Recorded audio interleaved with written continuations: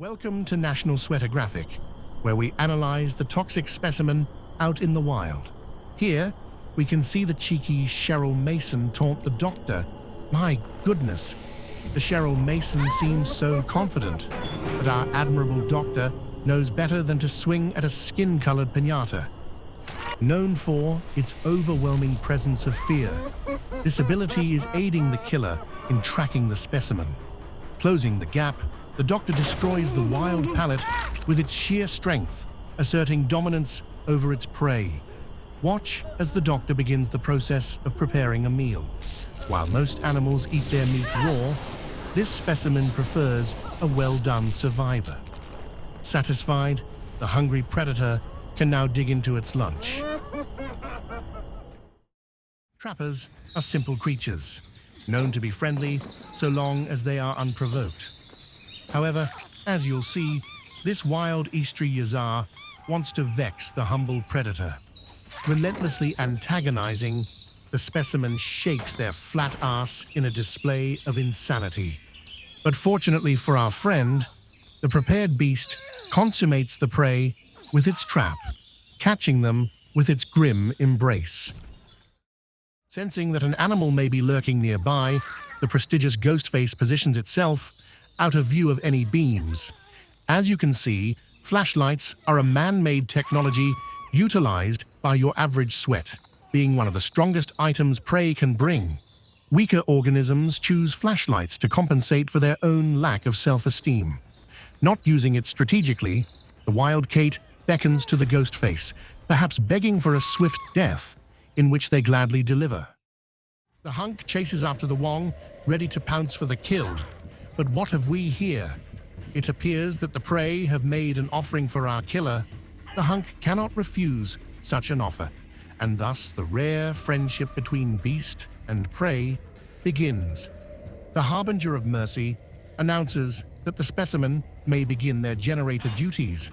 The three animals hastily fix the machine, but not without a little discipline. The hunk accidentally breaks the exquisite candle, a family heirloom from Renato's dead mother. Passed down from generations, this was the one thing that gave Renato hope for the future. Moving past that, the guilty killer and the befriended prey must now say goodbye. Just like my marriage, all good things must come to an end. After spending 5 minutes looking for a totem, the mystifying Michaela finally finds a pile of bones to bless. While the rest of the team is working on escaping, this specimen prefers to dabble in the harmless hobby of witchcraft, because after all, nothing quite says team player like using your arcane knowledge whilst Dwight slowly bleeds to death in the corner of the map. Of course, maybe that's their plan, as that would only make room for more bones to bless later. Michaela kicks the baby as the runt was messing with their exquisite boon. This upset Victor, as their position as the alpha predator of the realm was being questioned. To remedy this, watch as the beast stalks its prey from afar, waiting for the perfect moment to enact payback.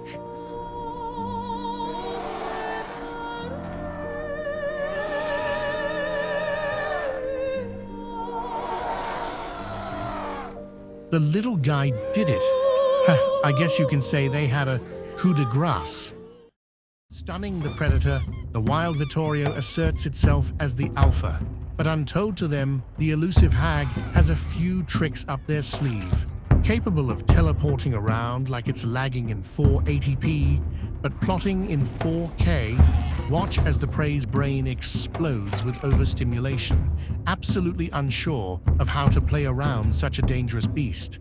Now this is intriguing. The hag found the hatch, trapped it, and said, "GG, easy," as if any of us know what they're cooking. But it appears that this was a part of their plan all along, some retribution for such dry tea bags. Even the entity is wincing at this outcome. Was the BM worth it, Vittorio? Was it?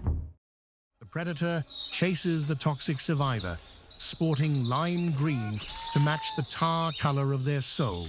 But watch this.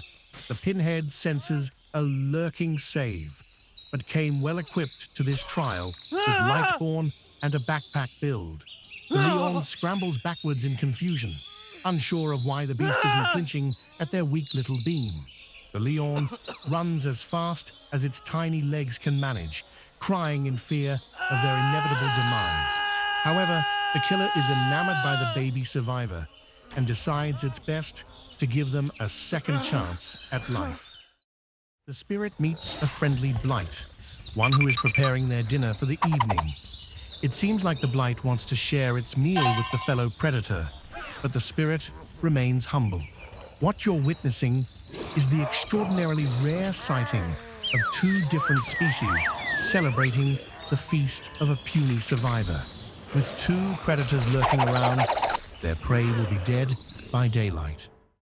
On today's episode of Just Leave, we witness a toxic sable and accompanying soma taunt a poor baby bubba. But fear not, this bubba has one devious trick up its sleeve.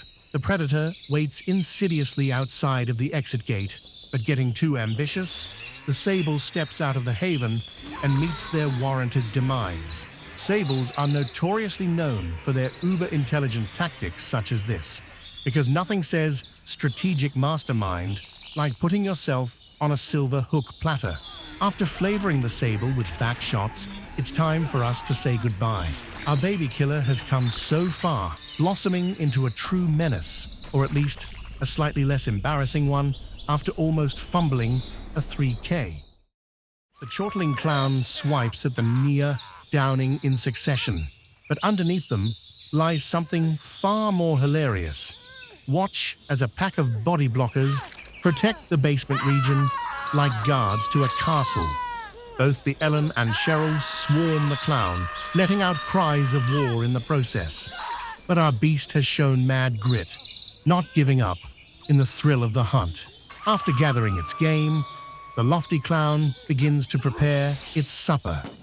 Watch as the organism seasons the meat as it cooks on the hook, ensuring the perfect taste and texture for consumption. Oops, looks like they might have burnt their dinner. There it is again, off in the distance, whipping that thang around, missing the stun, and once again giving the killer a personal light show. Unbelievably, the sable must have thought that the killer was blinded. They entered that locker like it's Bird Box or the Chamber of Secrets. Hell, they must have thought it was the gateway to fucking Narnia. Folks, flashlight ED is real. If your beam can't stay up when it matters most, just remember it happens to the best of us.